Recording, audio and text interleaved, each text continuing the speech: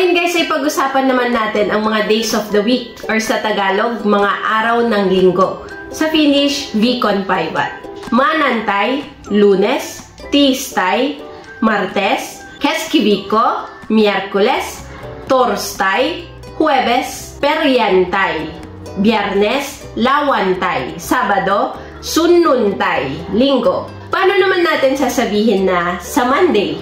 For example, see you on Monday. Nähdään maanantaina. So, dadagdagan lang natin ng na sa mga araw. Maanantay na, tiistay na, keskiviikko na, ganun. Maanantay na sa Lunes. Tiistay na sa Martes.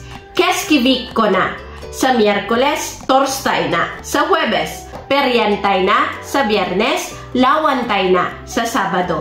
Sunnuntai na sa Linggo. Paano naman natin sasabihin na tuwing Lunes or every Monday or every Sunday, ganun. Dadagdagan naman natin ng sin. Except sa keskiviikko, which is magdadagdag tayo ng isin or isin. Maanantaisin tuwing Lunes. Tiistaisin tuwing Martes. Keskiviikkoisin tuwing Miyerkules. Torstaisin tuwing Huwebes.